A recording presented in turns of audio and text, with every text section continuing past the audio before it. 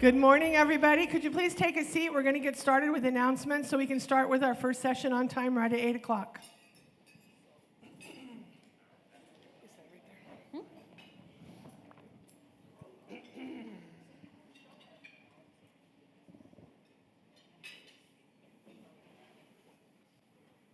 Good morning. Thank you so much for coming. Those of you who aren't from Seattle, thanks for making the trip to Seattle to be with us. We've never been in Seattle before, so we're so excited. I want to thank all of our sponsors for making this possible. To have this wonderful room and the wonderful food is all made possible by sponsorship from our pharmaceutical companies. So please give them a round of applause.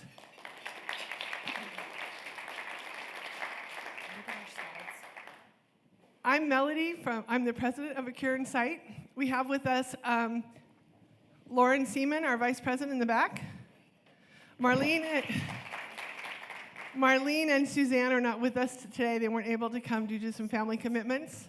We have Kevin O'Neill as part of our medical and research board, and Jack Odell. There's Jack Odell.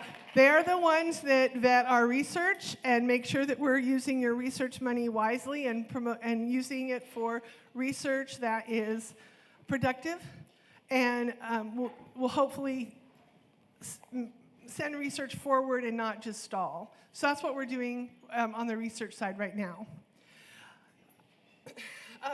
I just want to let everybody know that we are going to be in this room all day today. And if you have any questions or anything, please let us know. All of us will be around here to help you. Do you want to do Stacy now? Yeah, Dr. Okay, we're going to bring Dr. Stacy up right now. Dr. Stacy is our host physician from Fred Hutch and University of Washington. Nice to meet you. Okay, thank you. Good morning, everybody. It's really great to be here. Thank you, Melody. Melody is a force. I've been working with her for a number of months to get this started. She's always so responsive, and it's kind of a passion for her, and it's inspiring to see this all come to fruition. I'm really excited to have this meeting in Seattle. Ocular Insight has been a big part of our program here at the University of Washington for as long as I've been here. And I've spoken at this meeting before, and it's a fantastic meeting for all of our patients.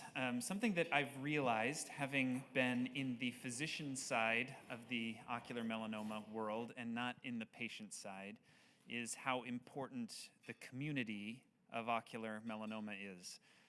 And I didn't realize that during my training. I didn't realize that until I started practicing, how important the community is. And so I really am delighted to have this here in Seattle. I'm delighted to have the community here, and I'm glad that you are all part of it and that you are making this a place where our patients can feel welcome.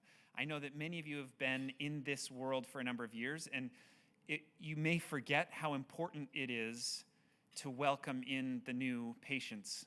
Every day, I'm going to go back to clinic today. I'm going to diagnose more people with ocular melanoma, and you'll remember it's a whirlwind when it happens. You don't remember anything the doctor said, right? You go into surgery or go into all this stuff. You can't process anything.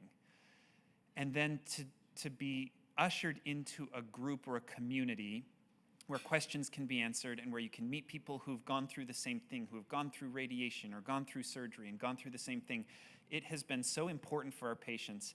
And so what you are doing here, Melody and the whole board and the whole group, is really, really important, and I support it and I love it. So thank you so much for being here. I'm grateful to be part of the planning. You're going to hear from me a little bit more tomorrow and a lot of the doctors that I work with.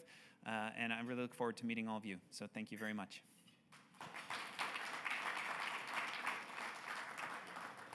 That's all I've got. Hey.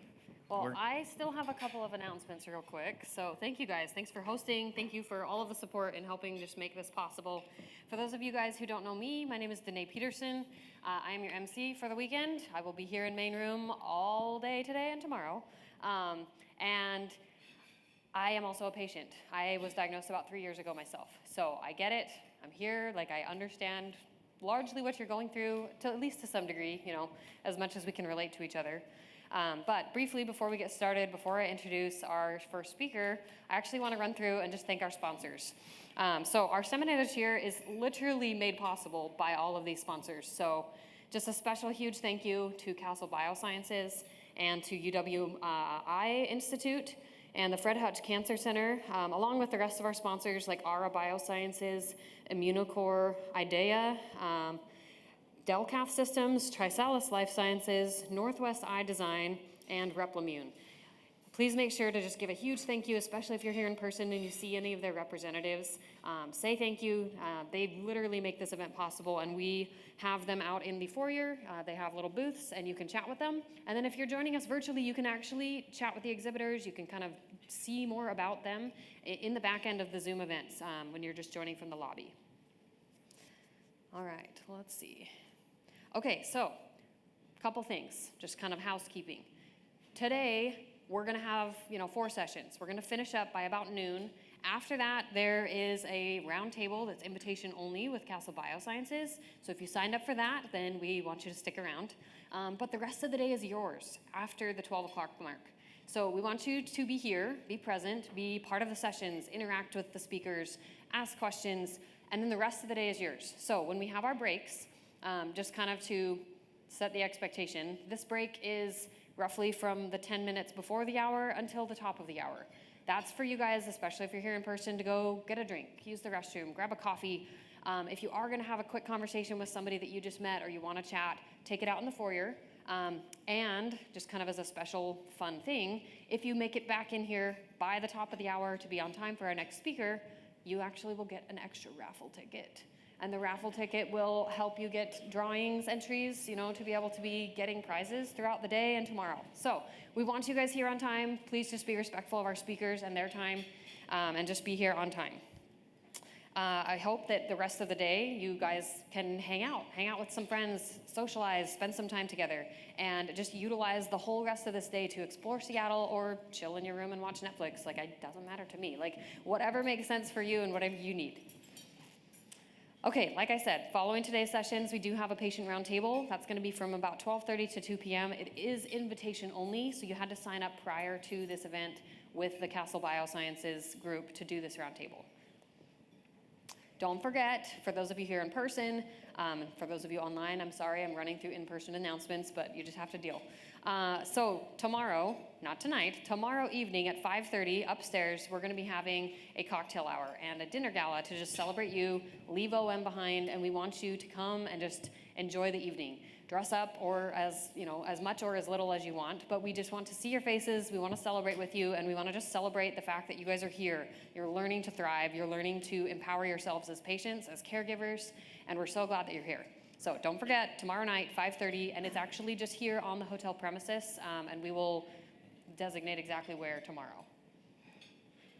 Okay, if you haven't seen him, he and I think it's his girlfriend Astrid are here, and and Jerome is our event photographer. If you were here last year for the I Believe event in Nashville, he is fantastic. He is really good with the camera, and he's also really good at just paying attention to and acknowledging, yes, he's right over here, just acknowledging that we all have some vision issues, or maybe our eyes feel a little funny and we're self-conscious. He's very good. Everyone who had pictures taken of themselves last year loved the pictures. I cannot tell you how many people were like, oh my gosh, he made me feel so good. So we're so glad that he's here. He's actually come all the way from, is it Sweden? No, the Netherlands. Okay, sorry. Leiden, the Netherlands. And he met Melody at ISOO a couple years ago, so it was great. Again, thank you to our wonderful host and to Dr. Stacy for being here today. We're so glad we got to hear from him. If you guys miss any of the sessions tomorrow because you can't be in 2 places at once, or virtually if you're not able to attend everything, we do have an intention to have all of the sessions. They are being recorded right now, and they will all be coming back up on the podcast in one of the new season releases of all of the episodes, broken down by session. So just stay tuned. Make sure you subscribe to the podcast so you don't miss out on when those go live. All right, so coming up today, here's our agenda. First up, we are going to be talking with Dr. Blake Langley about integrative oncology and ocular melanoma. At 9 o'clock, we're going to be talking with Ann Osborne. You guys know her well, and she's going to talk about finding wellness through meditation. At 10 a.m., we're going to talk about our registry, and Melody and Hannah are going to just talk to you guys and show you what is the registry, how do you use it, and what are some of the best things that you can do as a patient or a caregiver to just help us better further research for ocular melanoma. And at 11 o'clock, our final session is going to be with me, and I'm going to have a couple other patients join me. We're going to talk about coping with your diagnosis. First up, we have our first speaker is Dr. Blake Langley, and he is here as a postdoctoral clinical investigator investigating the safety of natural products in Crohn's disease and novel biomarkers of inflammation. He's pursuing a career in late translational research to support healthy policy change for integrative and traditional complementary healthcare professions. He's a licensed naturopathic doctor here in Washington and in Oregon, and an acupuncturist. So Dr. Langley, welcome to the stage.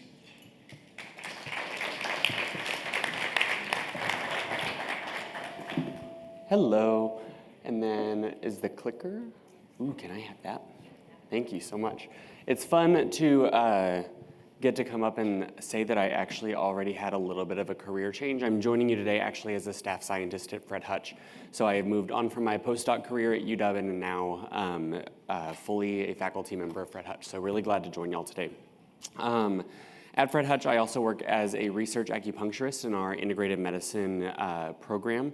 And I'll be talking about how integrative medicine can support us across the cancer care continuum. It also made me really happy that y'all are going to get a great afternoon to be able to explore our beautiful city. But I want to share that Fred Hutch and here today, throughout the weekend, we're operating on the lands of the Coast Salish peoples and the land that touches that's shared between the Duwamish, Puyallup, Suquamish, Tulalip, and Muckleshoot nations. And so as you walk through our city in this venue, please just consider how you may be able to best serve as a steward for the continued care of this land. I don't have any financial or non-financial disclosures about what we discussed today, but I am funded by the National Center for Complementary and Integrative Health. And integrative medicine has a growing body of evidence on how it can effectively manage symptoms, decrease side effects, and improve quality of life across different areas of medicine. How integrative medicine is brought into conventional care settings is my personal interest in research, and it's also still growing there. But before we dive into some of those specific techniques or tools and recommendations, I want to make sure that we are all speaking the same language about it. There are important differences between some of these therapies. Traditional therapies refer to culturally based healthcare practices, such as Native American botanical and herbal traditions. Alternative therapies are used in place of conventional therapies.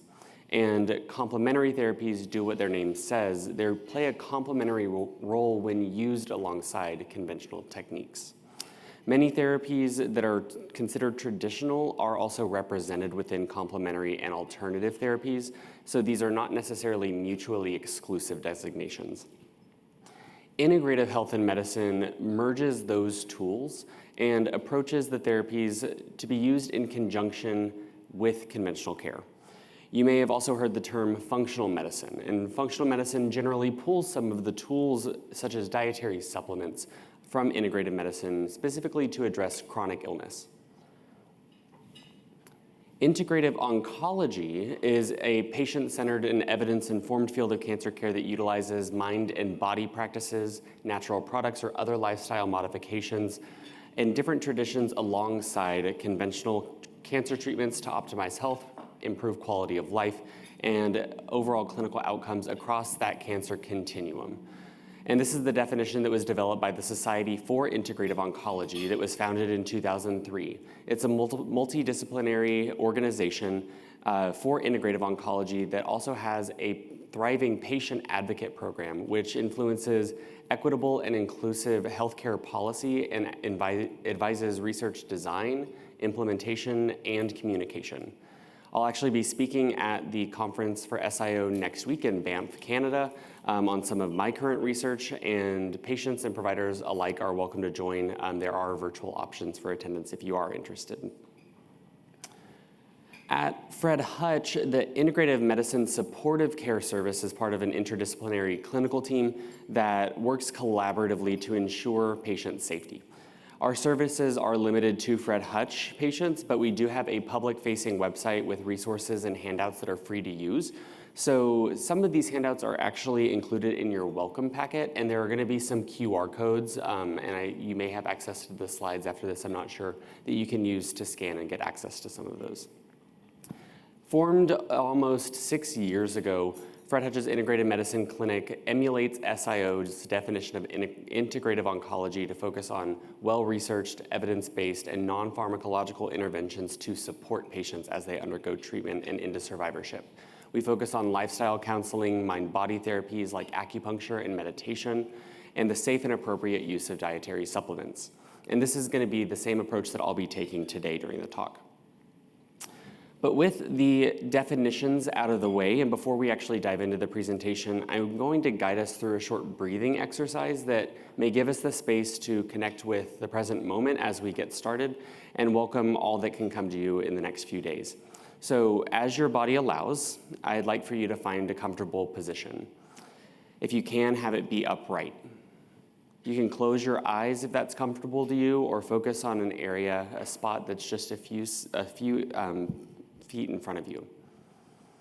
Take a deep breath and bring yourself into the present moment. Notice whatever you're experiencing right now. Notice any of the sensations. They may be areas of discomfort or tension. But notice your feet on the ground, or if you're sitting, notice whatever you're sitting on. Noticing the clothes that are rubbing against your body and the air as it comes in contact with your skin. Now, notice what might be flowing through your mind. Whatever thoughts are here, as best you can, just observe those thoughts as they are there. And move your focus to what you may be feeling emotionally. When we enter discussions like those this weekend, many of these emotions can be unearthed. Try not to change that experience, but simply notice those and how they arise in your body. Next, bring your attention to your breath. Noticing the rise and fall of your stomach or your chest as you breathe in and as you breathe out. Notice the cool air flowing in through your nose as you inhale, and that it's warm as you exhale, continuing to breathe in and out. If you find your mind wandering away from your body, simply bring it back to noticing that breath in and out as they follow one after another. Allow your awareness to begin to expand and encompass your breath as it moves into your body, some awareness as well to your thinking or whatever you're feeling emotionally. And bring this also to notice the whole experience as well as what you are feeling in your physical body, holding everything in awareness. Slowly bring your awareness back into this room. You can begin by pushing your feet slightly into the ground and have a small stretch. As you're able, open your eyes if they're closed, and notice what you see, how that may be different, what you hear, or any other potential changes. That's a brief introduction into some of the techniques that we use at Fred Hutch to make sure that we stay in our bodies so that we can actually process the many, many issues that we face on a day-to-day basis. So as we move into integrative medicine approaches for patients that have a current or history of cancer, I have to preface that we don't currently have any comprehensive integrative medicine guidelines that have been developed that are specific to ocular melanoma. But we do have recommendations, especially in cancer survivorship in general. With integrative medicine, we focus principally on establishing the foundations for health, much like what it requires for a tree to thrive. We have to make sure that our environment, that soil that we're rooted in, that the sunlight we use to photosynthesize, both of these are of the highest quality. Occasionally, you have to have some miracle grow thrown in to make sure that you have some nutrients. You may have to prune some areas and get rid of some unhealthy spots, but what I'm getting at is that we really have to construct our environment both externally and internally to support us in how to thrive. In the same vein, there's also no single answer to cancer prevention, unfortunately. There's no specific ingredient, pill, or practice that will address any or every symptom that we can all experience, and that's because we bring our own individual selves to the table, each with a different story and different resources. But today I'm going to be discussing the best foundations for preventing care and thriving during treatment and into survivorship. Starting with physical activity goals, nutrition and dietary recommendations, some other lifestyle practices and exposure reduction, mind-body techniques like what we've just had, and also some general recommendations or research on dietary supplements. What you see here is the comprehensive overview of cancer prevention recommendations developed by the American Institute for Cancer Research, or AICR, in conjunction with the World Cancer Research Fund. These groups compile all of the interventional and observational data that we have on nutrition, survivorship, cancer prevention, and risk. And we, with the integrative medicine team at Fred Hutch, base all of our guidelines off of these. The recommendations combine diet, lifestyle, and self-care recommendations to reduce the risk of recurrence or development of a secondary cancer. And we are currently also not completely clear on what causes someone to develop a potential secondary cancer, which is why our recommendations all aim to reduce global risk and support us to make comprehensive lifestyle modifications to help us thrive. First and foremost, our goal and recommendation is to achieve and maintain a healthy weight, and there is quite a bit of debate around what is considered a healthy weight. When I'm discussing weight today, I'm going to be using the body mass index, or BMI, as a standard measure for how we categorize weight. And we aim for what's in green on the chart on the right, and that is a BMI of 20 to 25.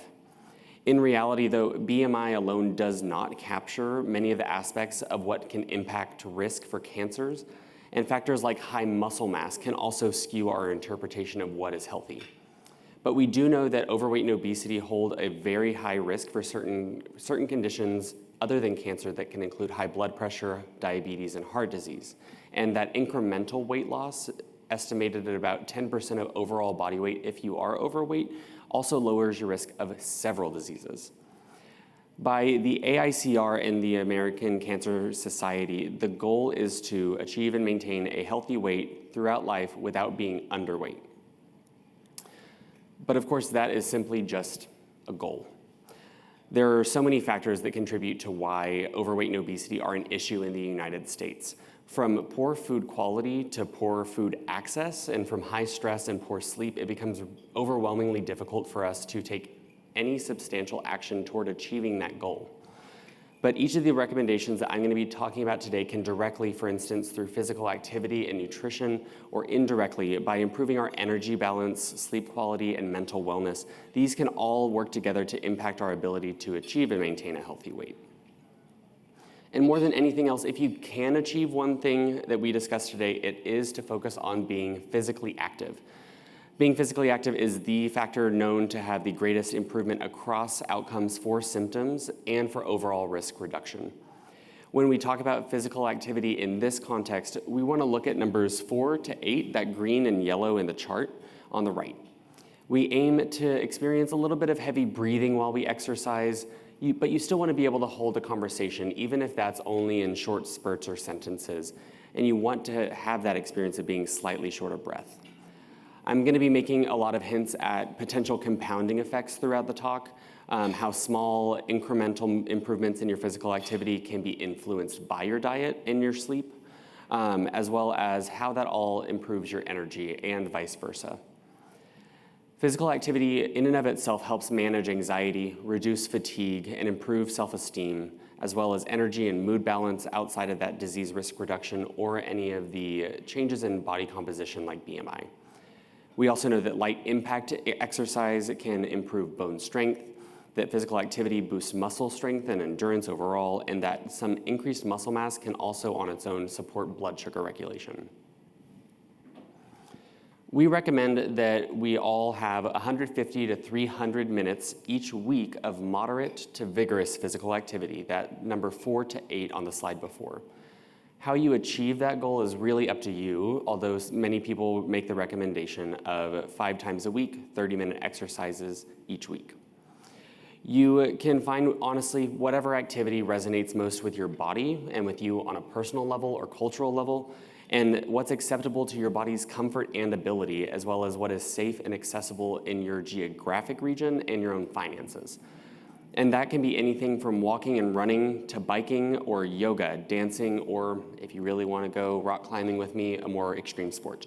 But a challenge for us is how do we actually make that knowledge real and employ accountability, either with yourself or with your community. Especially in the last 3 years, it's been really challenging to get to a community class or to go to a gym.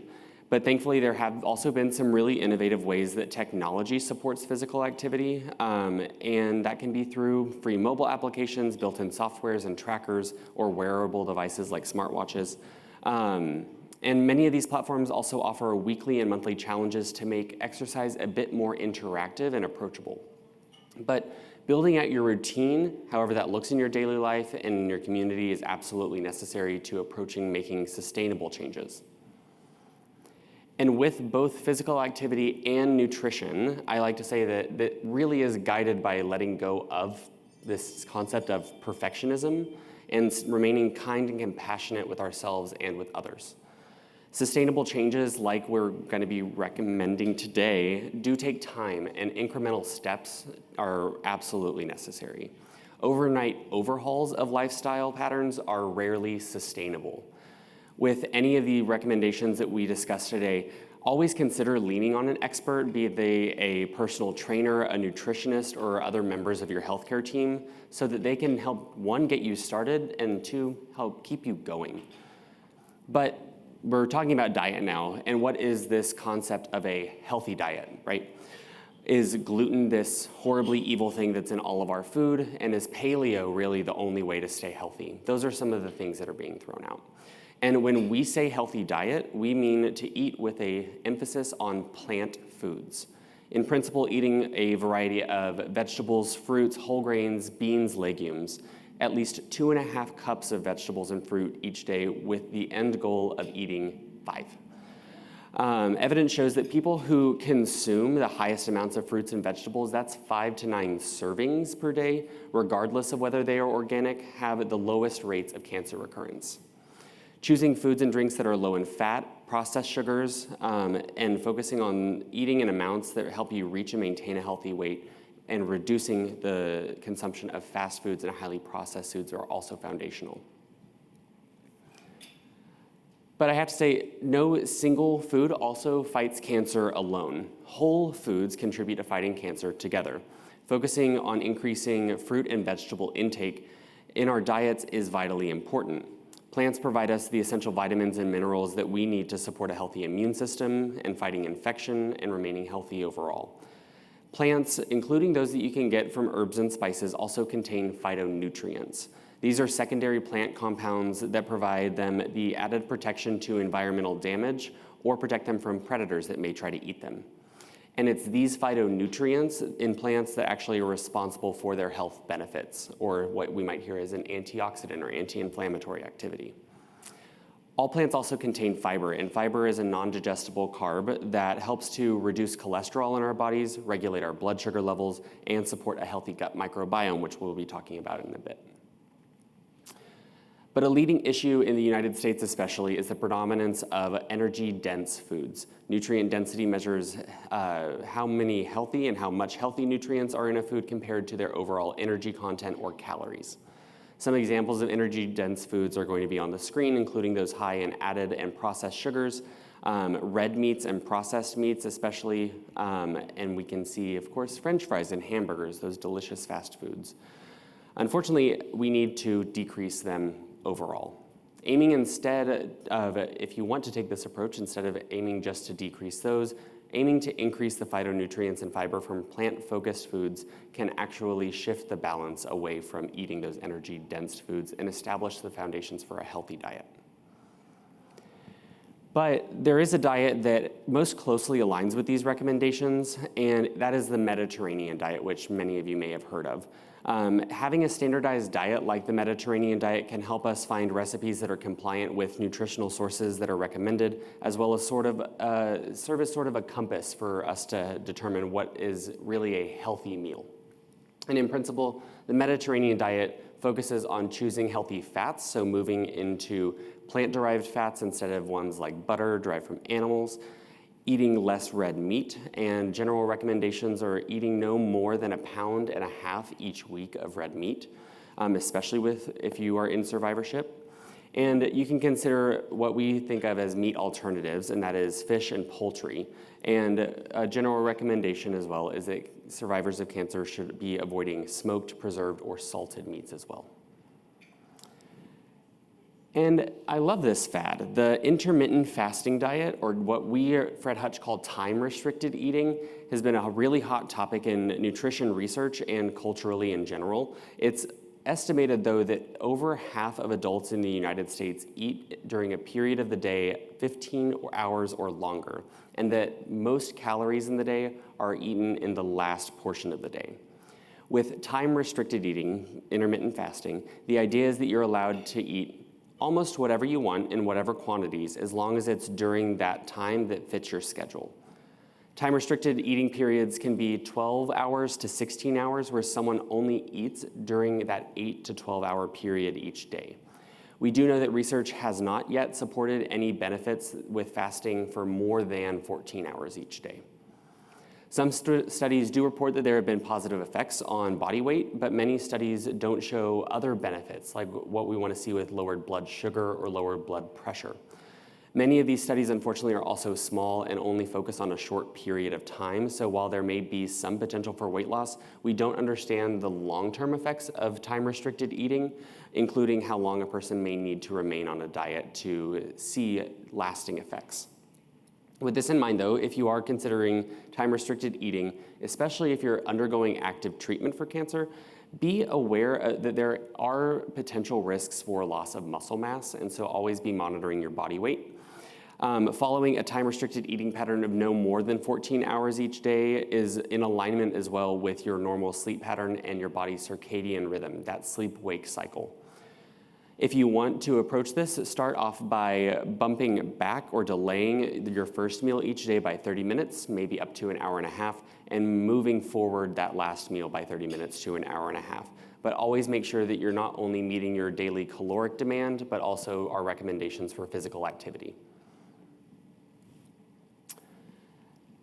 The other major topic, the gut microbiome, which I think I heard that many of us are interested in, is a vast ecosystem of trillions of microorganisms, including bacteria, viruses, fungi, and others that reside in your digestive tract.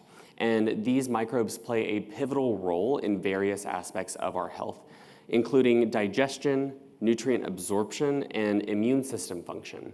It's also estimated that 70 to 80% of your immune cells actually reside in your gut.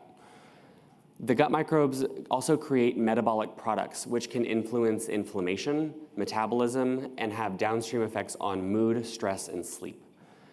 Research suggests that a healthy and diverse gut microbiome can help reduce the risk of certain cancers and potentially improve outcomes for cancer survivors and during treatment. A balanced microbiome can enhance your body's ability potentially to metabolize certain medications and reduce overall inflammation, aiding on your recovery journey. There is also a reciprocal relationship between mood, stress, sleep, and the gut microbiome. For example, gut microbes contribute to immune responses, and chronic inflammation from these immune responses can lead to higher stress and inflammation, subsequently worsening sleep and mood, and have implications on your physical activity and your nutrition, which thereby again affects your gut microbiome.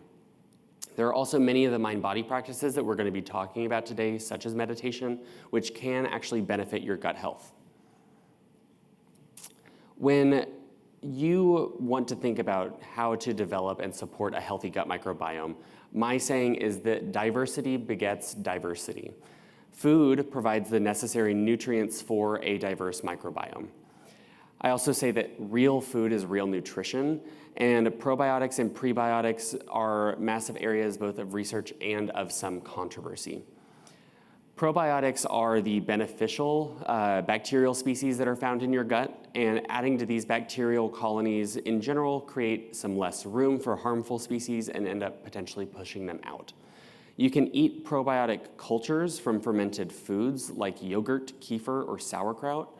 And these foods also typically have potentially much higher and more diverse probiotics than what you would find in supplement form, and on their own can help restore and maintain gut microbial balance. Additionally, foods that are highly or ultra processed can disrupt the gut microbiome because those species only feed on what are naturally occurring nutrients. But you can also consume prebiotics, and prebiotics are indigestible fibers found in foods like garlic, onions, and asparagus. And since these fibers are indigestible, that's by our own enzymes that we make, and they serve as a certain type of food for bacteria in the gut and help them thrive. Specific to probiotic supplementation, they should only be really used when necessary and at the recommendation of your provider. And due to the nature of live cultures at Fred Hutch, our recommendation is not to take probiotics if you're immunosuppressed. Probiotics can help recover the gut microbiome and support side effects that we may see from antibiotic use, but use of probiotic supplements should always be guided by your care provider. I want to point you to a resource that is free and that has been developed by our team at Fred Hutch, and that is Cook for Your Life. The website is www.cookforyourlife.org. And it was developed under the leadership of of Ann Ogden Gaffney, a 3-time cancer survivor, and Dr. Heather Greenlee, who is the principal investigator of the integrative medicine team. The website offers over 1,000 recipes, instructional videos on cooking and using tools in the kitchen, and in general provides information and synthesizes the current research for anyone aiming to prevent cancer occurrence, address specific concerns, and thrive in survivorship. This is, and I'm sorry, I took it as a screenshot, so the font is pretty small, but it's an example of what you can find at cookforyourlife.org with specific recipes to address symptoms like low appetite, constipation, early satiety, or nausea. Cook for Your Life also has resources to help meet nutritional recommendations that we're discussing today and help reduce your overall cancer risk and feel your best in survivorship. Again, this is a free resource, and you're welcome to share that widely. But part of nutrition is not just the food that we consume, and it is what we drink. AICR released a formal statement in 2022 that alcohol is a carcinogen. Alcohol increases the risk of at least 6 cancers, including colorectal, breast, esophageal, liver, oral, and stomach cancers. For some of these cancers, such as breast and esophageal cancer, the risk actually increases with less than 1 drink consumed per day. And overall, the greater consumption of alcohol, the greater risk that you face. And that's for any type of alcohol. And any reduction in alcohol consumption can also help lower your risk. We know also that sales of hard liquor and wine increased during the early days of the pandemic, along with a notable increase in binge and high-intensity drinking. Sometimes this is a way for us to manage stress or to get out and be social, or for many other potential reasons, and I can't cover all of those today. But alcohol really is more dangerous than many of us realize. For those of us who want to lower our alcohol intake, there are several strategies that can help us cut back, including alternating alcoholic and non-alcoholic drinks like mocktails or non-alcoholic beers, or using something like a school night model to help keep a few days of the week alcohol-free. Additionally, and this is the whole point of integrative medicine, looking at the reason why we drink is what our focus should be. Finding strategies to help us subsequently reduce the need by managing our stress or sleep, which is why we use alcohol in the first place, can help us reduce the quantities that we know now are dangerous. And we do know also that tobacco is a carcinogen. Tobacco use is the leading preventable cause of cancer in the United States. And for anyone who uses tobacco in any form, reducing use in any way can confer significant health benefits immediately. There have recently been some claims that tobacco alternatives may be safe, such as vaping, and this is a major area of controversy, and we don't know if it's truly a part of risk reduction. But we believe that vaping in lieu of inhaled tobacco is only an exposure exchange. And right now, we simply don't know the long-term risks that are associated with vaping in the realm of cancer prevention. While nicotine itself is not a carcinogen, much like with alcohol, identifying and addressing the reasons why we're smoking is the best way to address the issue at hand.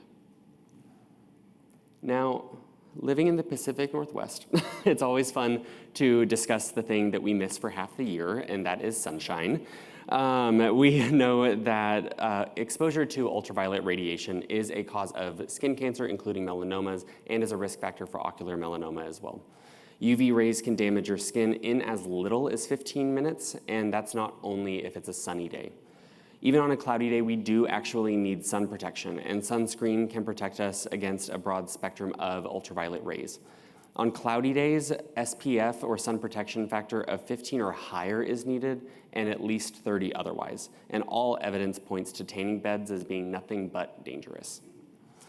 But what about vitamin D? The good news is that your body can usually make usable vitamin D with a total of about 30 minutes of exposure to sun daily. But for the people who live above the 45th parallel, which is where we are today, this is a significant concern, especially as we move into our winter, more hibernation months. If you're concerned that you are not getting enough vitamin D, consult your physician and check your levels to see if supplementation is needed. At Fred Hutch, we target a 30 to 50 nanogram per milliliter value for people with a history of cancer.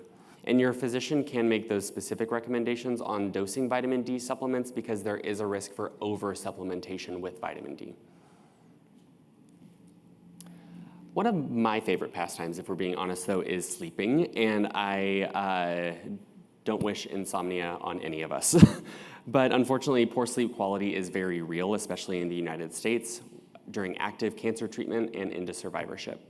And whether that is due to pain, anxiety, depression, medication side effects, poor sleep can affect your overall quality of life and your ability to do your daily activities.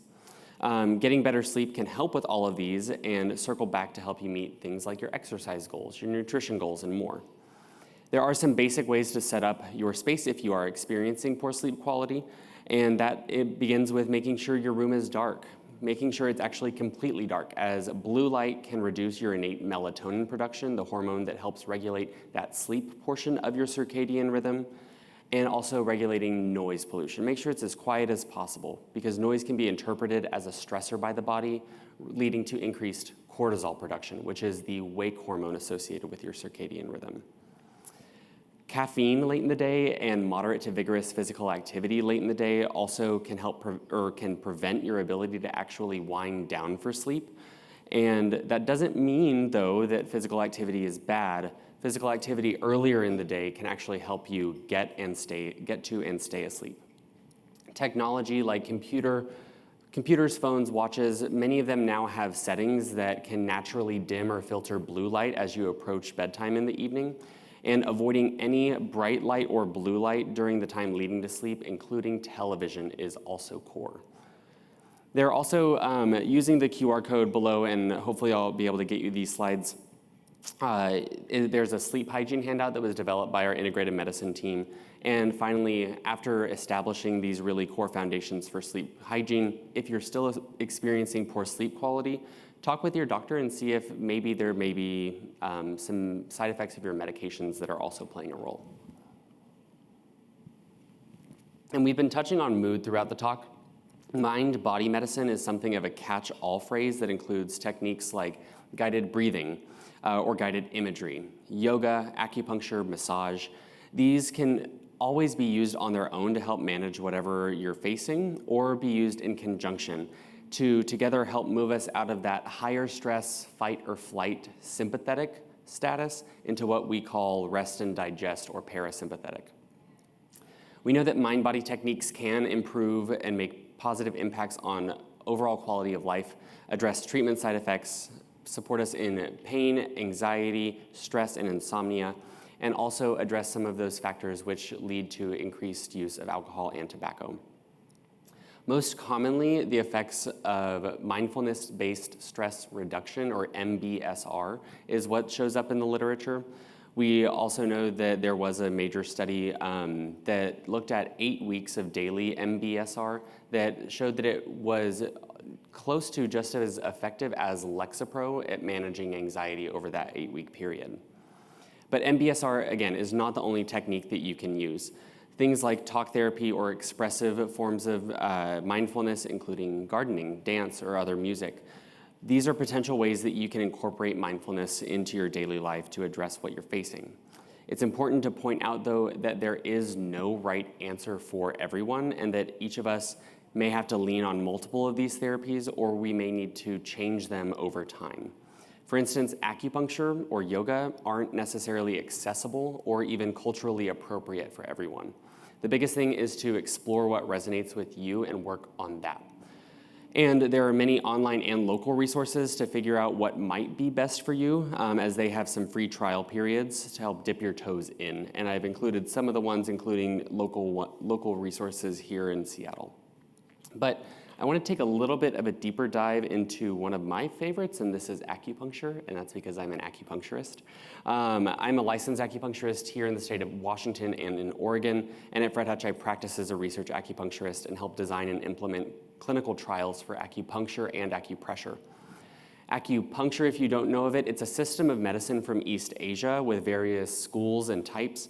The most prevalent in the United States is traditional Chinese medicine, or TCM, which applies medical theory to address imbalances in the body, primarily by stimulating specific points that are mapped along areas of flow called channels or meridians, which you can see down on the bottom left. Stimulating these points can be done using different techniques such as very fine acupuncture needles, ear seeds, scraping, or what you hear as gua sha, cupping techniques, and massage. TCM also uses herbs, which can also, yet again, be a source of controversy. Especially in cancer care and at Fred Hutch, we say that we love Chinese herbs, but we don't love Chinese herbs during active treatment. And that's due to the high potential for herbal interactions with cancer treatments. Studies have also shown that acupuncture can help manage symptoms like pain related to and following cancer treatment and surgery, joint pain, nausea, vomiting, fatigue, headaches, anxiety, and more. In general, when and if you go to see an acupuncturist, you'll start discussing your treatment plan, which usually includes weekly treatments over an 8-week or so period, which, whatever you come with, may require a longer period to achieve long-term results. Appointments usually will last an hour. You can experience symptoms right away, or you may need more than one treatment before you start to notice any benefits. For acupuncture itself, very thin sterile needles are inserted into the acupuncture points. Note that if you're experiencing pain and that's what you're coming in for in a specific area of your body, just know that the acupuncturist may or may not directly needle that location. Commonly used acupuncture points are located on your arms, usually below the elbow, and on your legs, usually below the knee. Between 10 to 20 needles are used each time in a typical treatment, and you may feel a mild pinching sensation when they're inserted, but it should not be painful. But there might be a mild ache or a pressure when the needle actually reaches the right spot. We really recommend checking your local and state associations for acupuncturists, one, who are licensed to practice there, and two, who are trained in oncology acupuncture. I was going to take us through a little activity, but I'm going to keep moving on. What you have in your welcome packets as well are a sheet on acupressure, and there are QR codes that should be on there that have videos that can guide you through some acupressure techniques to help manage specific symptoms, including ones for nausea, for pain, and headache. So I'll be here for a little bit, so if you have any questions about that, let me know. And of course, we all want to talk about natural products. I love talking about natural products. And natural products encompass dietary supplements, vitamins, minerals, herbs, and botanicals that can be used to address either nutritional deficiencies or specific symptoms. This is, yet again, a topic of wide debate. And as evidence continues to grow, we are improving our understanding of what is both safe and effective. We know that up to 80% or so, and typically at least 40% of patients with current or a history of cancer use some type of natural product or dietary supplement. Unfortunately, there are significant concerns for whether these products may interact or interfere with conventional treatments. Most importantly, being open and discussing the use of natural products with your medical team can help them identify any potential interactions with medications or even with other supplements that you may be taking. My consideration with supplements is that they are just that, supplementary to your foundational diet. Most dietary supplements, like vitamins and minerals, can generally be derived from plant-focused diets that are already rich in the phytonutrients that we've discussed. But if there is some kind of nutritional deficiency, supplement can, of course, be indicated as necessary. I'll quickly touch on where the evidence is just for some of the products that I think have come up in discussion here, as well as general guidelines as it relates to cancer therapies. In general, we recommend against using medicinal mushrooms for anyone who is on immunotherapy because we don't have sufficient evidence either on the potential risk or harms or benefits to know how they may affect outcomes yet. Curcumin from turmeric has a wide array of potential benefits as well. As a food, turmeric is wonderful. The high dose that's found in supplements, however, raises significant concerns with liver function. There are many interactions with medications like blood thinners, as well as anti-inflammatory medications like Tylenol and Advil. Black seed oil has some chemical components with both antioxidant and anti-inflammatory activities. Anti-cancer effects that have been studied with black seed oil have been found in animal models, but they have not been replicated in humans yet. However, there is a clinical trial that demonstrated that topical application of black seed oil gel did decrease the severity of acute radiation dermatitis or skin reaction in patients with breast cancer. Also, taking black seed oil internally potentially can interfere with some drugs, though the clinical relevance of those interactions are still being mapped out.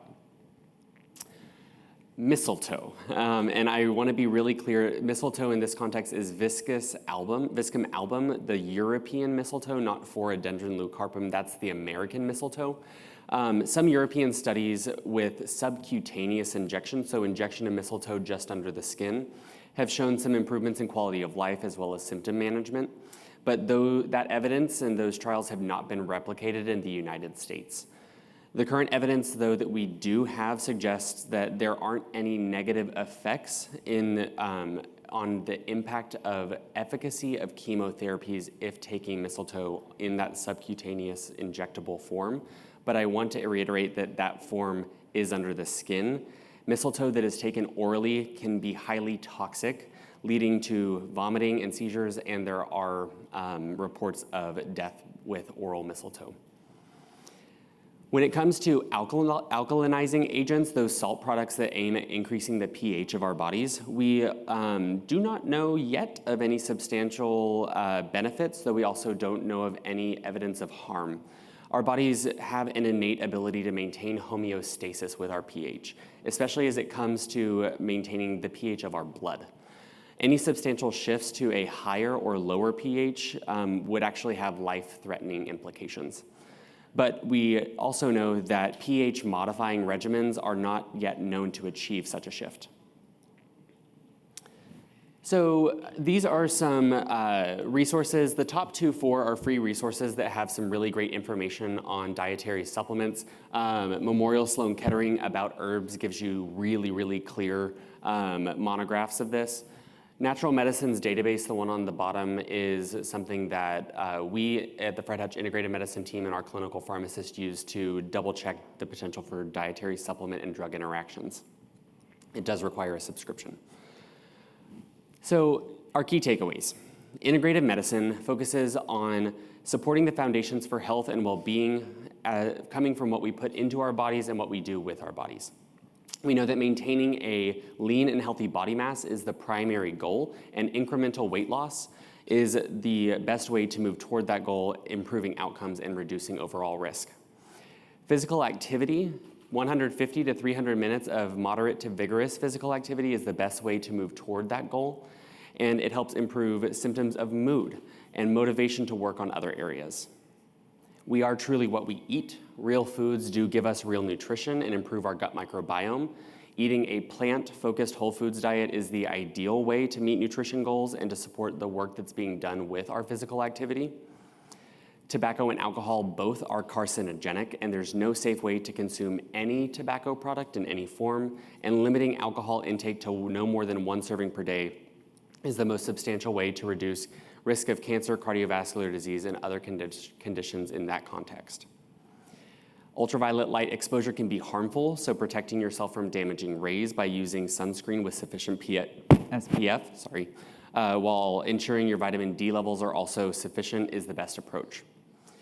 Mind-body practices such as meditation, breathwork, journaling, or others that resonate with you to get you into that parasympathetic rest and digest state comprehensively helps your body function. Acupuncture as a technique is something to consider if you're looking for symptom relief to support with anxiety, stress, fatigue, and is best provided by an acupuncturist with experience in oncology. Finally, dietary supplements should truly be considered supplementary to your healthy foundational diet and should be communicated as well with your care team. Especially in active treatment, making sure that no interactions with said treatment is the safest approach. With that, that is what I have for you today. I want to thank the National Center for Complementary and Integrative Health. They've been supporting me on in my research career over the last 4 years and have brought me here to Fred Hutch.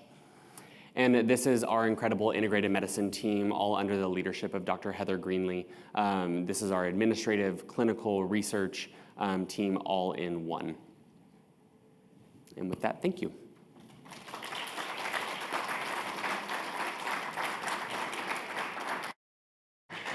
Thank you so much, Dr. Blake Langley. That was marvelous. I feel like there's just a lot of things to unpack, right? And so we're really glad that you were here to just help just kind of narrow the focus a little bit. So you guys, we have time for questions, just a few minutes for questions. And if we, by some chance, don't get to your question, whether it's one you write down or if you're listening virtually and you have that question, we don't get to it, we don't have a chance to answer, please keep in mind we're going to do our best to pull all the questions and we will get them answered as quickly as is physically possible. It may take a couple weeks after the event, but if you do have questions on your papers or on your tables, there are papers for you to write those down. I think we only have time for maybe a couple questions because we're down to like maybe 3 minutes to I think the top of the break. But if you're listening online and you have questions, we'll just give it like a minute, and then if you do have a question paper in the room, hold it up and Hannah will come and grab it and bring it up. So now we're just gonna sit here and be awkward. If you can write the question on the paper, that's going to be the best way to do it. Just because we don't have a mic, we can run everywhere, all over the room. That would just be a little obnoxious. Anyway, but this is all the kind of stuff that I just eat it up because this is what I do. Awesome, perfect. Okay, so how do you suggest that patients actually go about finding a provider who will guide them in making these kinds of changes sustainably and affordably? Yeah, of course. So it depends on where in the country you are. So one of the biggest issues right now is healthcare access and figuring out where a naturopathic doctor or acupuncturist may be. Almost every state where naturopathic doctors or acupuncturists are licensed, there will be a state association website. So you can look up whatever kind of provider that you want and then state association for your area. That's going to show you who is practicing, where they're practicing, whether they take your insurance, if they accept insurance in that state. And then usually they'll also have a blurb of what their main area of care also is. Okay, a couple other questions that came in. Okay, can you just explain a little bit more about the benefits of turmeric? Yes, so turmeric is an anti-inflammatory. So turmeric as a food, usually used as a flavoring agent in things like curry. Curcumin is the active ingredient that has been most studied within turmeric, though there are many other phytonutrients that are in there as well. It works as again, one of the most areas that it's been studied because it has multiple effects, but it affects along the COX pathways to be anti-inflammatory, which is why it potentially interacts with other anti-inflammatory agents. And then just effects in general. Depends on there are so many reasons why people use curcumin and turmeric, but usually it's for joint pain and inflammation. There are demonstrated benefits with inflammation, but again, the biggest way to actually address why you have inflammation is supporting a healthy gut microbiome, reducing sleep, and being physically active, if that's what you're using it for. Awesome. All right, this one is probably our last question for the top of the hour. What is the research, or can you maybe just guide us to some research on CBD and marijuana? Oh, always a fun question, yes. So I can guide you to that research because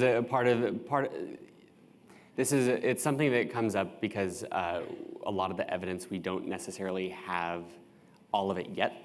It also depends on why CBD or cannabis are being utilized, whether that's for appetite support or whether that's for inflammation, stress, mood.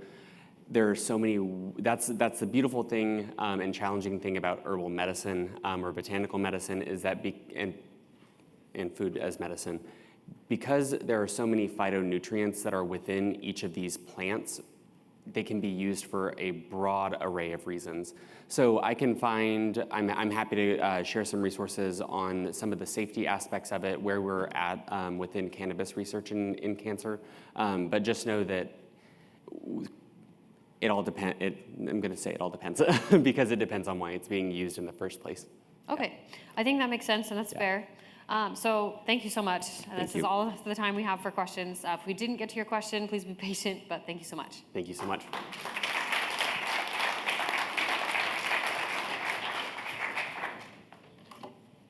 All right, friends, we just want to say thank you again to our premier sponsor, Castle Biosciences. Just so you know a little more about Castle, if you haven't met them yet. Kat here, if you want to just turn around and wave. She is here in the back. You can find her after the sessions and just kind of throughout the day. You can chat with her. And of course, later today during their roundtable, she will be here running that. But Castle Biosciences develops and commercializes diagnostic and prognostic tests for dermatologic cancers. Their tests provide clinically actionable tumor-specific genomic information to enable more accurate treatment plan decisions. They believe that the traditional approach to developing a treatment for dermatologic cancers using clinical and pathology factors alone is inadequate and can be improved by incorporating personalized genomic information. So we're so grateful for them. We're grateful for the information that we glean from our Castle diagnostic tests. Next up, after the break, in about 8 minutes, roughly, if we're being very exact, is Ann Osborne's session, Finding Wellness Through Meditation. So for now, take a quick minute. We will see you after the break.